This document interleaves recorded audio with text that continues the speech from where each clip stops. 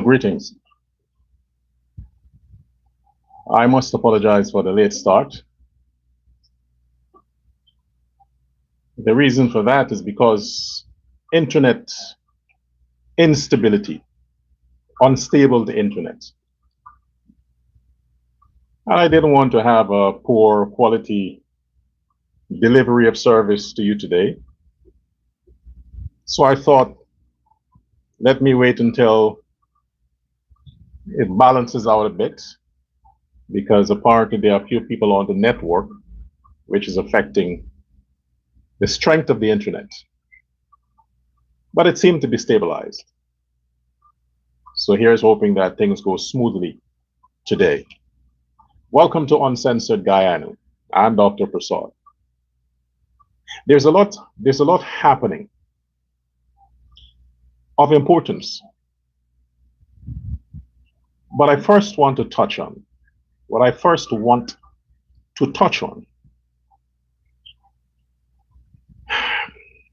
is the fact that sometimes you don't necessarily want to feature an issue, but Guyanese, by large, seem to be very gullible. And when you look at the numbers that sometimes finds entertainment on certain content on social media, it troubles you.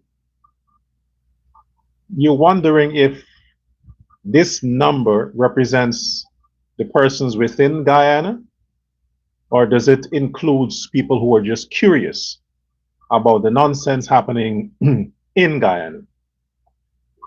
Howbeit, to be on the guarded side, I may have to pronounce from time to time on these issues. When we talk about 40% plus of the Guyanese residents, that is within Guyana, are affected by quote unquote poverty, we have to extend this idea not just to material poverty, but mental poverty, emotional poverty. Mental and emotional poverty, it is the root of material poverty. Because if you're poor in your mind and you are emotionally immature, nothing whatsoever is taken advantage of in terms to develop your emotions. So people are stuck in mental poverty and emotional poverty, which creates the condition for them to be materially confined to the same state of poverty they have in their minds, or they seem to find a comfortable place. Their comfort zone is their inability to rise above the gutter mentality that they find themselves in from whatever time. Now there are, like if we should consider the handouts that the government gives, there are people from the other side, the PNC side, that conduct a similar practice, but they don't give usable handouts. They don't give economic handouts. They give what you call mental enslavement handouts. In other words, the people that they follow, that follows them, the base of the PNC, these people that are championing the racist cause of the PNC, they are giving out these mental poverty-stricken handouts to their base. To be more definitive on that, hopelessness. They are helping their people to feel comfortable, to enjoy the victimhood of their mindset. So the fact that they can associate their condition with some idea of being marginalized, victimized by a government that reflects the entire racial demographic of Guyana, but in some way they believe this rhetoric that comes from the agents of the PNC that the government is marginalizing the black people, hence the black people are the ones that makes up the 40% poverty-stricken Guyanese. They believe that, and that belief is nurtured. That belief is developed, it is encouraged by the disciples of the PNC. And who are they? We know who they are. The Mark Benchcorp, the Rickford Burke, the Melissa Atwell, the Norman Browns, and these people who the David Hines, the Sheridan, these people who benefit from that kind of emotions coming out of the black core. They benefit from that. Because if they cannot come on their platform every day and spew out ills, spew out discrimination, spew out racism, spew out propaganda, and the lies and the made up stories, if they can't come on their platform every day and do that,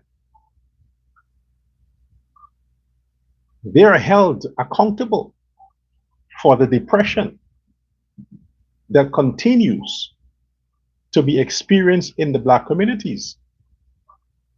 So what they come out and they say every day, the claims they make every day, it is therapeutic to those blacks who hold poverty as an identity.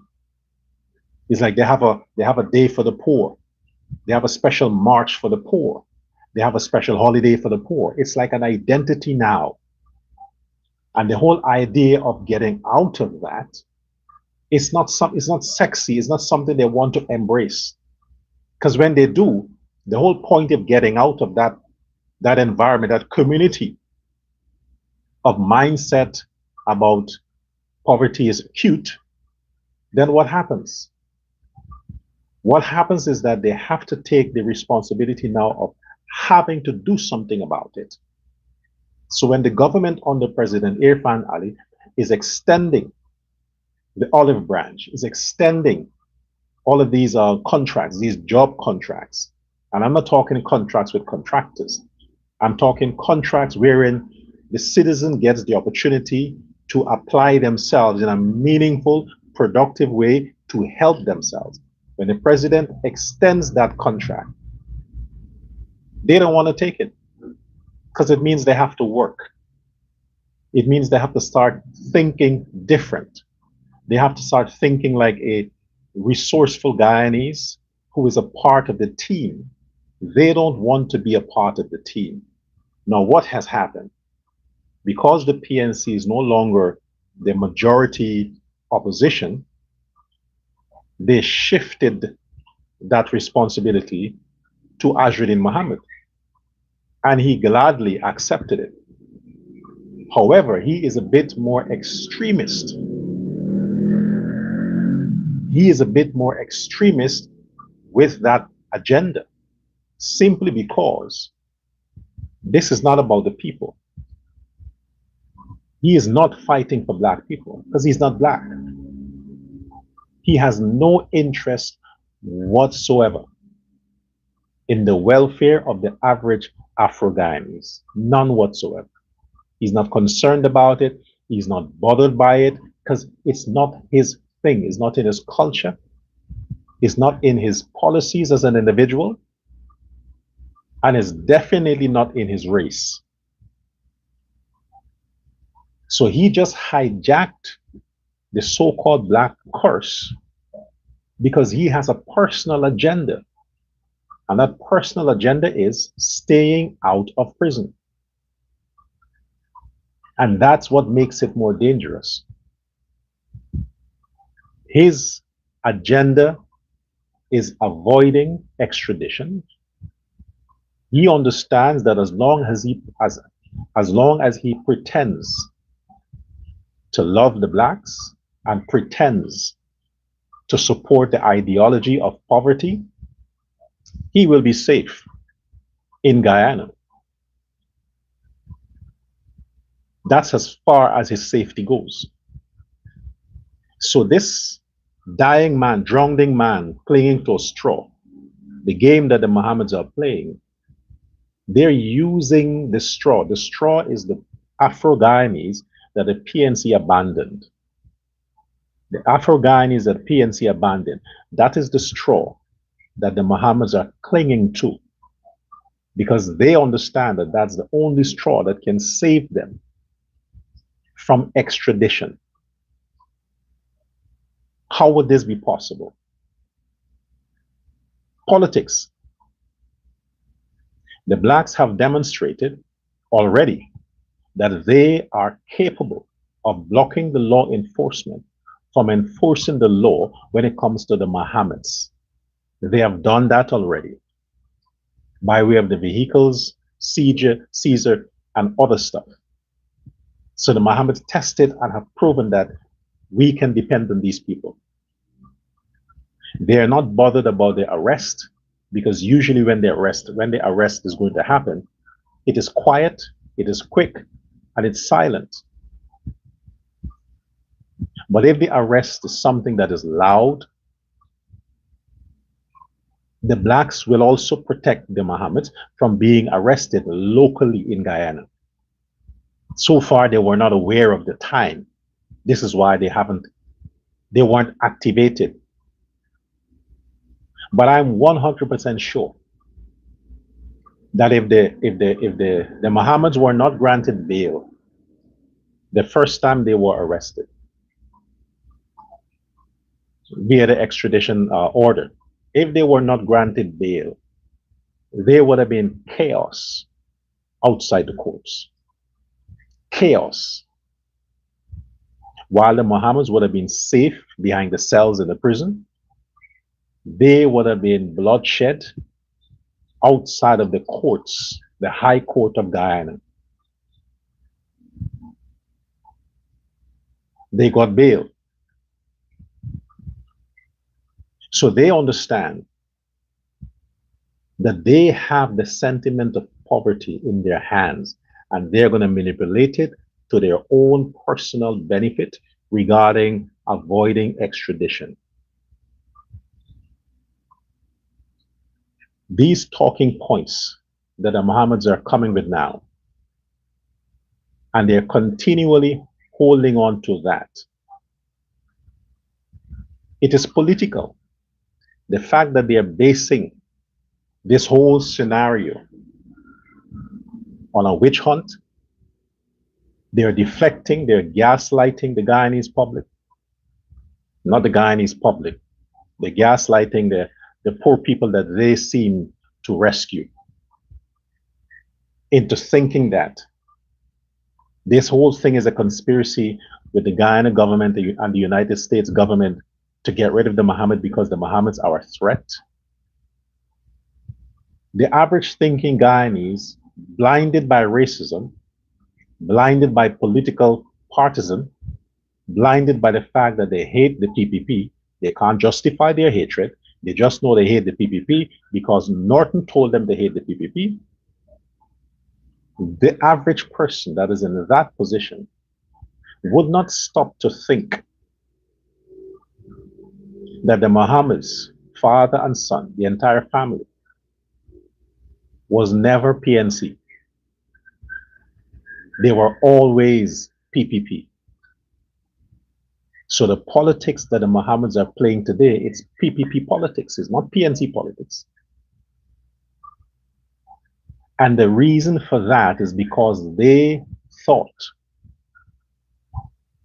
from the years they would have invested in the PPP, the years they would have been given donations, they would have been covered minister's salary or minister's trips or PPP's campaign, the years they would have done that, they feel that they were immune to any kind of justice, no matter where it comes from.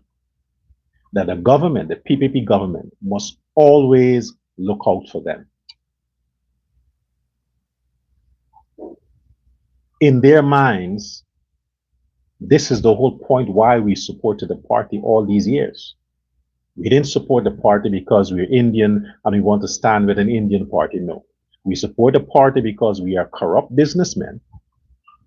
And as corrupt businessmen, you need corrupt politicians. You need corrupt government officials. So if we pay all these government officials and politicians, they're supposed to make sure they cover our tracks, clean our slate. That didn't happen. So the vendetta, they turn this thing now. This is like the villain. They become the villain. They become set against the PPP because of their crisis, because of their crimes. The danger I want to reiterate is that the Mohammeds have captivated, hijacked, arrested the emotional immaturity and poverty of the Afro-Guyanese, and they're manipulating that for one outcome. And that one outcome is preventing extradition. Everything that's happening around, all the things you see coming out on social media, all of these pundits are sponsored pundits. They're not voluntarily helping the Mohammeds. Everybody in Guyana knows the Mohammeds are rich. Everybody knows they are rich. So those who can is looking for opportunities to get a cut while these people are still out to make some profit. So to say that these social media pundits cares about the Mohammeds, no, they don't. They're all sponsored. They're paid. The newscasts, the pundits, the so-called influencers, they're paid by the Mohammeds to keep a certain talking point and to avoid a certain talking point. Now, when you, the average person, is sucked into that, and you follow the tears of these people, you follow the cries of these people, you invest your emotions too. And you now start hating the government, thinking that this is a PPP thing. So when the public join together with a political agenda that this is politics, a wider narrative comes into play. So the courts, even the justice system, would have to take that into consideration. That this is no longer a criminal case. This is a political case now, because this man entered politics. While we were investigating him, he was just a suspect. He was just a criminal mastermind. 7 years after, or 8 years after, his status has changed. Now, he's a member of the parliament, a legitimate member of parliament, and if possible, he will be now the constitutionally recognized opposition leader. That is a lot of power. That is a lot of power, because that represents 49% of the populace. A man who represents half of the voting population, that's a lot of power. You can't take that for granted. Because if the man truly has, if that opposition leader truly has that amount of public support and can twist that message from criminal to political, it is a dangerous thing for the government to give him up. It's a dangerous thing for the government to give him up. Because the government will understand giving this opposition leader up for crimes that he may have committed against a foreign state. Hell can break loose in the country. Is it worth it? And if they don't give him up, international pressure can come down on the state. The country can suffer as a result of the government not giving up the Mohammeds because it might cause political chaos in the country. Either way, it will cause chaos.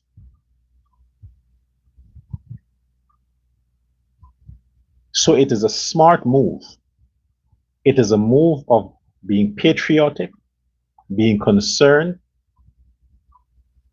not to swear, not to officially recognize the Azruddin as opposition leader. Because when that happens, all of that becomes a part of the case. His lawyers can use that to challenge the Constitution and challenge the courts on the merits that this can cause chaos in the country. Do you think it's wise to extradite this man? Which judge would say yes? Most would say no. Let's wait until this period is over. When this man becomes a citizen, then he can be extradited.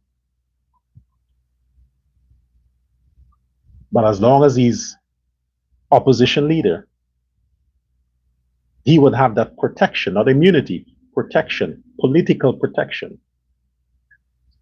So while he's not immune from being extradited, while legally he can be, it's the politics that would be important. The politics, what are the risks? What are the political risks? And right now, if Friday produce thousands of people to demand the swearing in of Azruddin, then that's a preview of things to come. I'm talking hundreds. If Friday produce thousands of people, I don't think he can pay thousands of people to come out and protest for him. If they get thousands of people to come out and pressure the government to swear this man in as opposition leader, there goes your extradition. It's not a risk the government can take.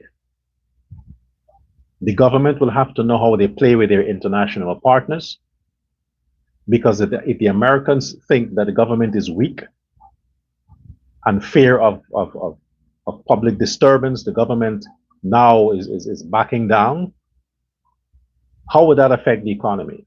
One, international pressure.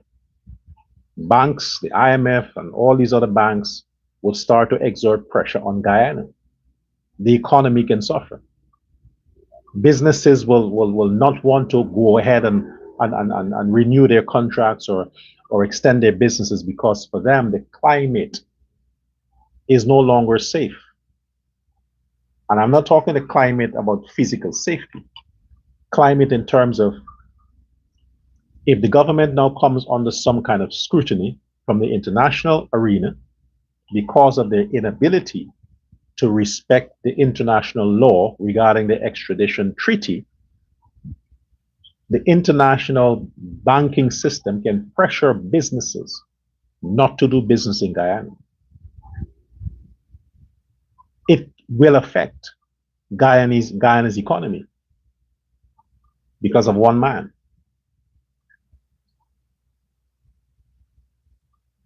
And if it keeps going down a certain road, the oil contractors can very well withdraw their contracts and sue the government.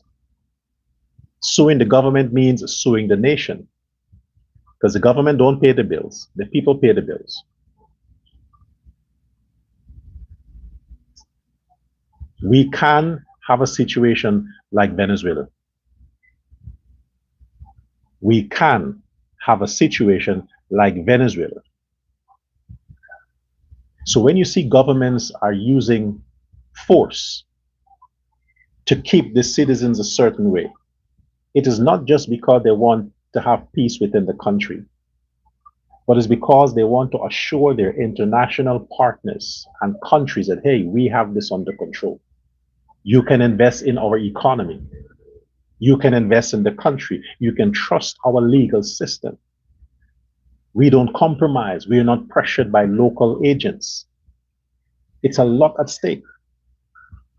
You can't always hearken to the opposition voices about breach of human rights. That is what the Mohammeds are claiming. Breach of human rights, political persecution. You can't always listen to that as citizens. You have to look at the bigger picture. Had it been a PNC government, you think they would have been that lenient on an Indo-Guyanese opposition, whatever? They wouldn't. I mean, come on, they arrested President Ali when he was in opposition. They arrested Jagdeo Ali. How many PPP members were not arrested?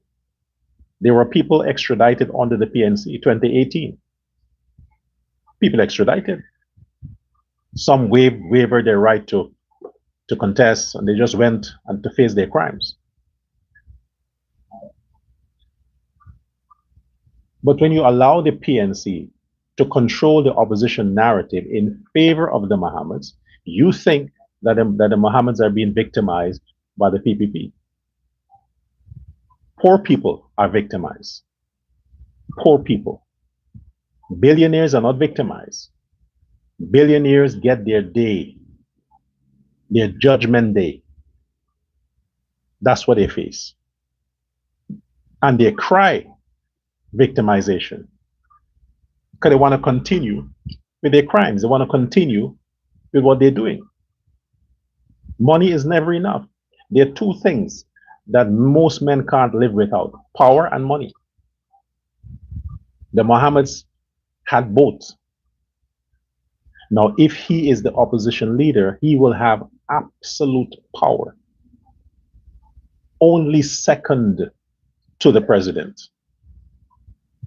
Absolute power. It would be a political risk for a sitting government to extradite a sitting opposition leader. It's a political risk for any government to do that. Look around the world at situations where that has happened and the chaos that accompanied it. It's a sensitive situation. All of that could have been avoided if the GCOM chair did not consent to the Mohammeds being a part of or forming a political party. They should have been wise enough to know that this is an attempt to avoid the troubles that are coming. GCOM should have known that. They had all the legal grounds to deny the Mohammeds legitimacy in terms of contesting the elections. They have all the legal reasons to avoid it. They didn't. Look where we are now.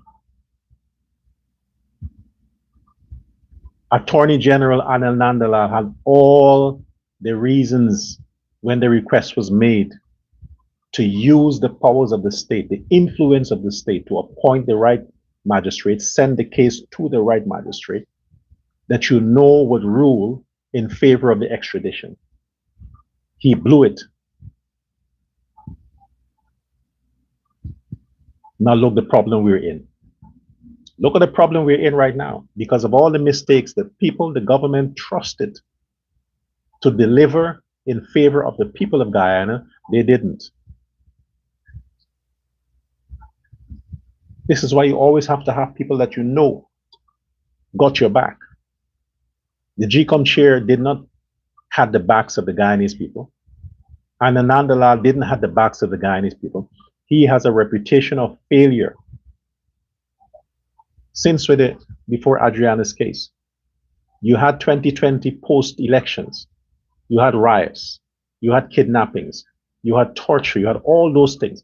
How many of those people faced justice? How many were prosecuted? How many? All were PNC pundits, all were PNC thugs who attacked people, beat them up. How many faced justice for the 2020 situation? And still, Anil Nandalal retained Attorney General's position for the second time.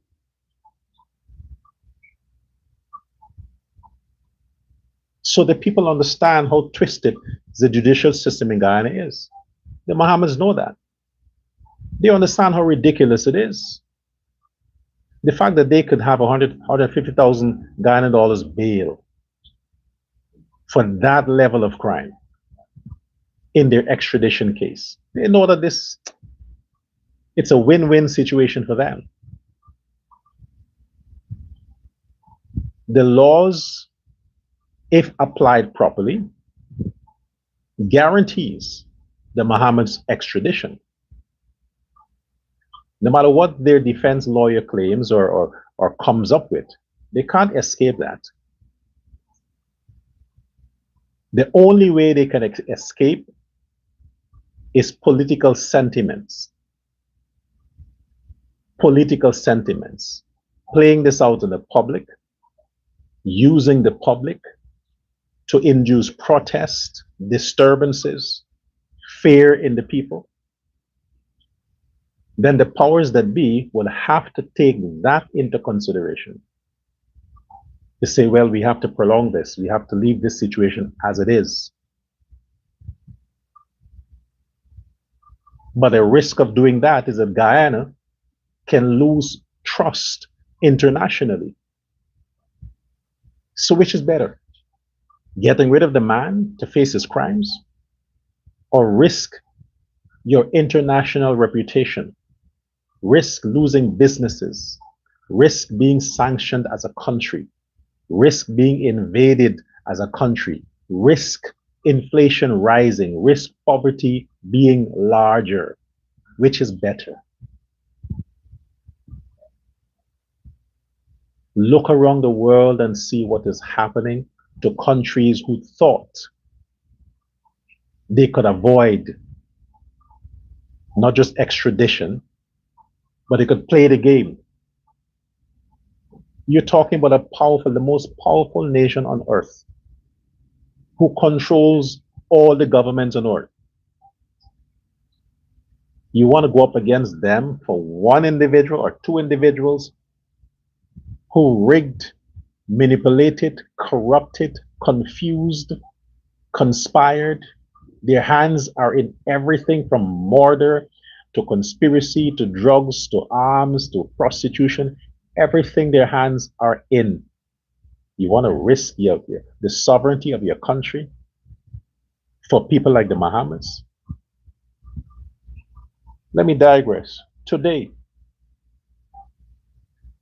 there is a coup, a successful coup in another African country, Bissau, Guinea-Bissau. A coup. Now this Bissau, this Guinea, this African country, is said to be the poorest country in Africa. And why are they poor? According to the World Bank, according to the IMF, according to Reuters, they are poor because they are considered by the United States State Department as a narco state. They're labeled as a narco state. And it gets deeper.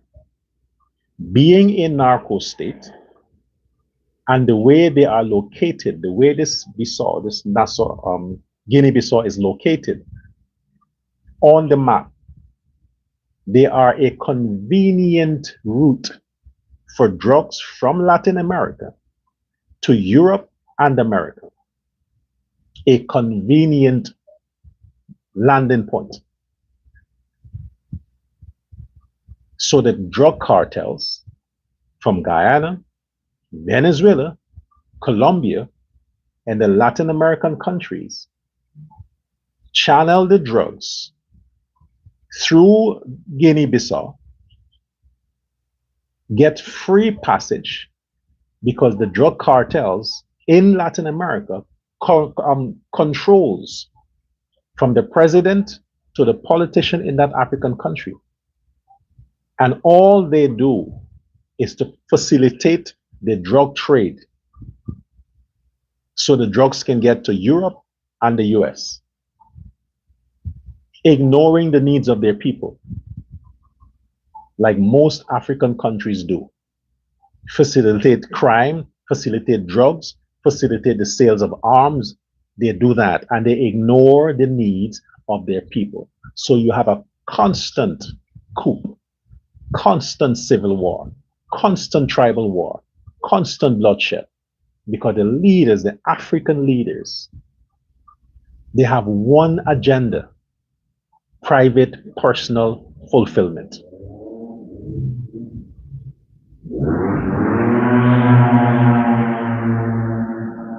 So the military stepped in and they declared no more. Because the political side, both sides, were funded by cartels, were funded by drug barons, people like the Mohammeds. The military had enough of it. They stepped in, they took over the government, they took over the parliament, and their agenda is to extradite, to deliver to the Americans all the persons, all the government officials in Guinea-Bissau over to the FBI who were sanctioned and indicted to go there, that the government was protecting. The military. Today, when your country continues to be controlled, manipulated, abused, taken advantage of by drug sucking, drug smuggling, drug sponsored politicians, that they turn their back on law and order, that crime enjoys a heyday. When your country continues to have those politicians, that's when the West steps in. America and the West steps in, infiltrates your system, and take your governments down. Because that means that these international organizations or countries can't do business in your country, can't exploit your resources to the benefit of your citizens, because your politicians are corrupt. And only a few continues to enjoy it. We have Venezuela again. One of the countries that exploited Guinea-Bissau and the politicians is Venezuela. Drug smugglers, cartels from Guyana channel drugs via that country to go to Europe. Gold. Now the military had to step in to stop it. Today, every week there's a coup in some African countries. Every week. Because politicians.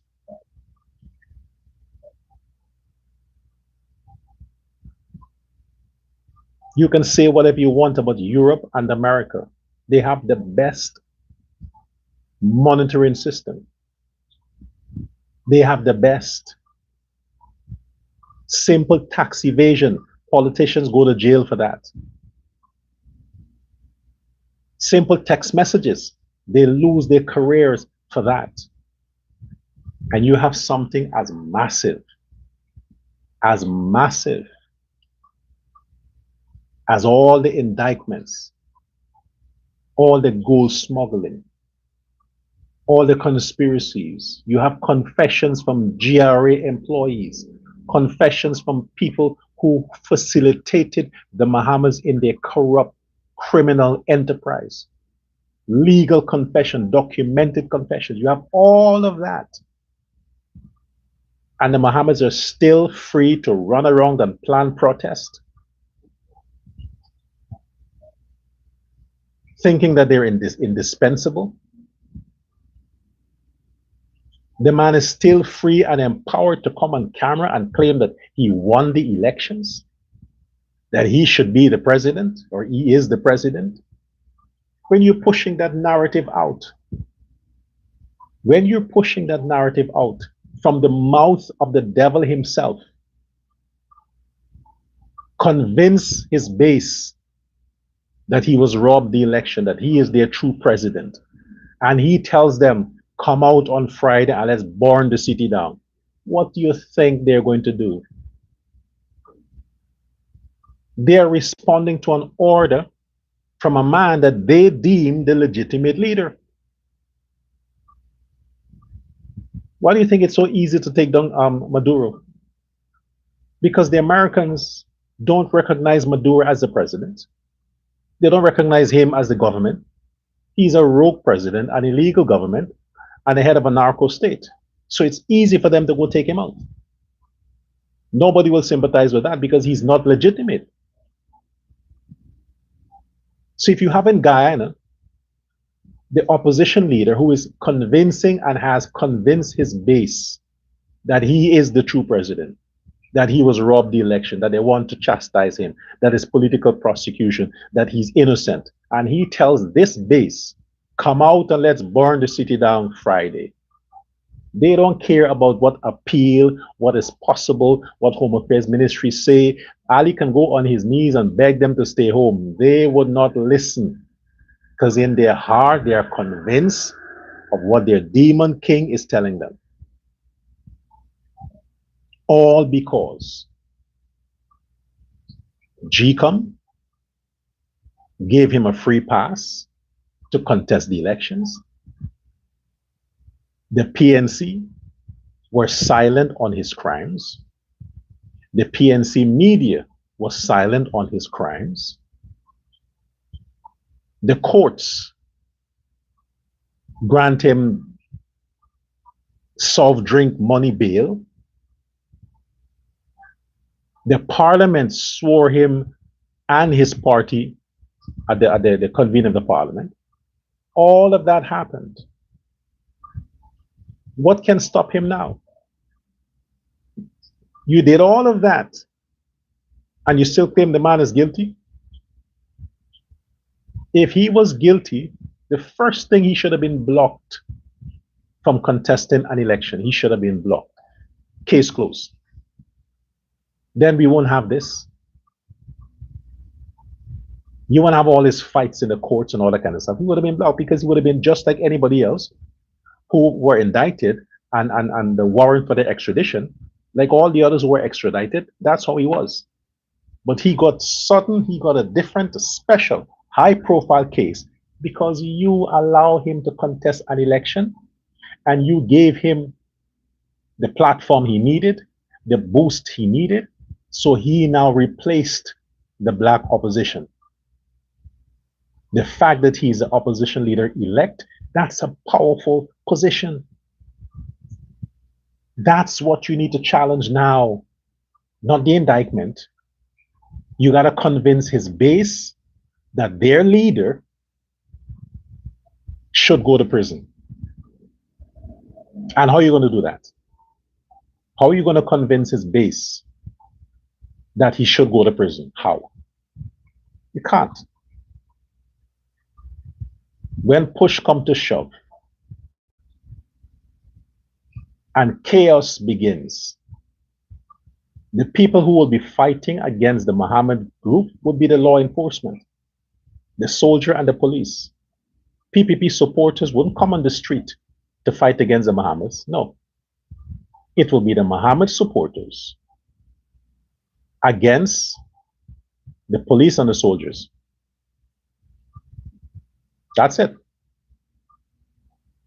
He would be somewhere, give himself up for arrest, so he while his supporters will be out getting shot,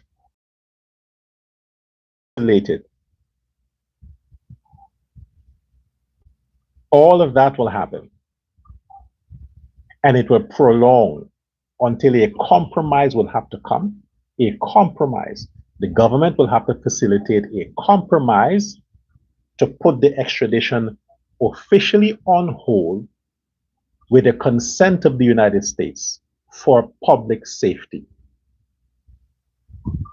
They will have to put it on hold and hope that 2030, that period where they would be dissolving the parliament, where there'll be no active oppositional president, in that time would be the time they have to get him.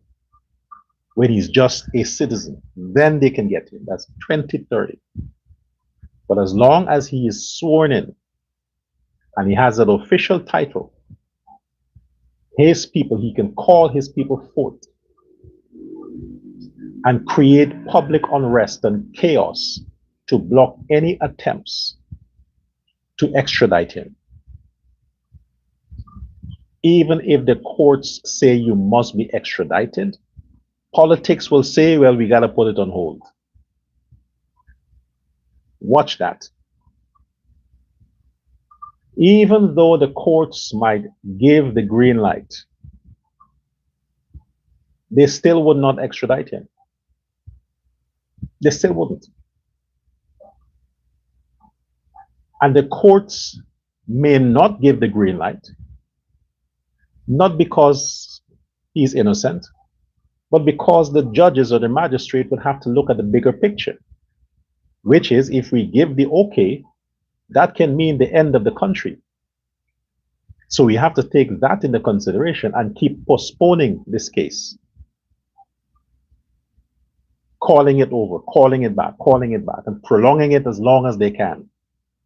The judges may have to do that because of the humanitarian crisis that can ensue as a result of them saying, yes, extradite him.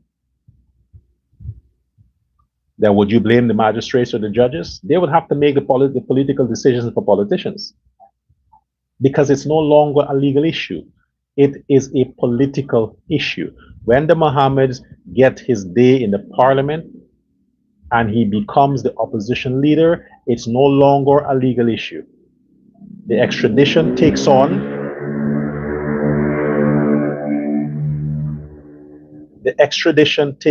a bigger challenge, which is a political ideology. It's a political thing now.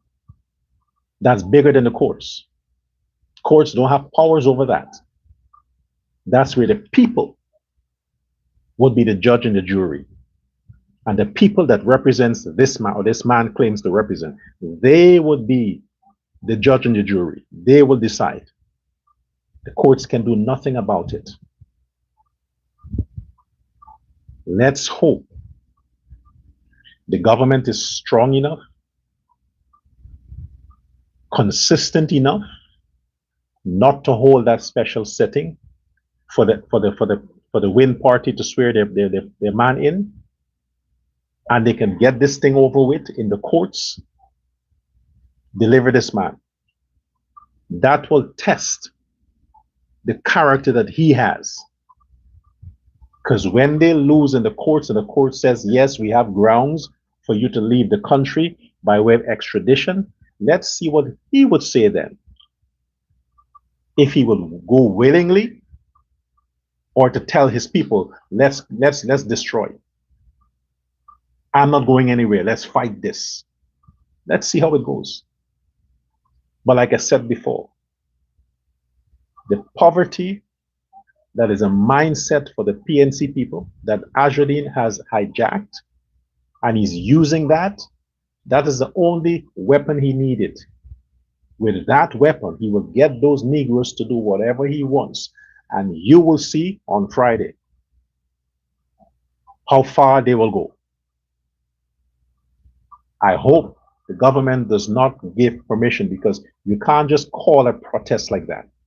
You have to get a permit to protest. There's nothing special about Mohammeds that he can just take a loudspeaker or on social media, or we gathering at the parliament. This, no, no, no, no. I would want to see a copy. They can publish that too.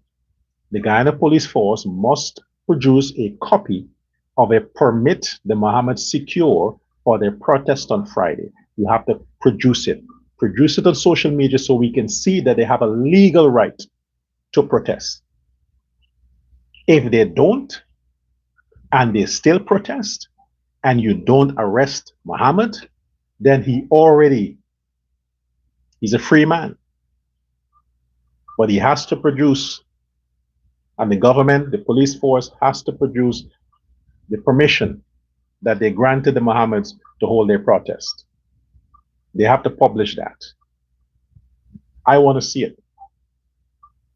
If not,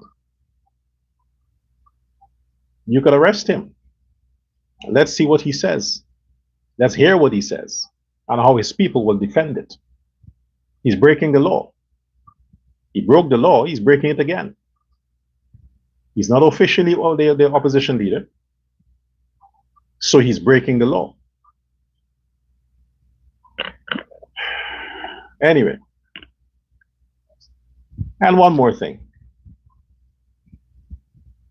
Why you keep giving this alcoholic, this drunkard, prostitute, this ugly woman they call Annie? Why are you still giving her attention? I mean, they tell her to stay off social media. They tell her to stay off social media. Now she's claiming she's sending videos to the prostitute in chief to publish video, and she's making further claims that the police sexually molested her, pushing their finger up her vagina and her ass. You see? Guyana police force, what are you doing? You should have gone and arrested that woman again.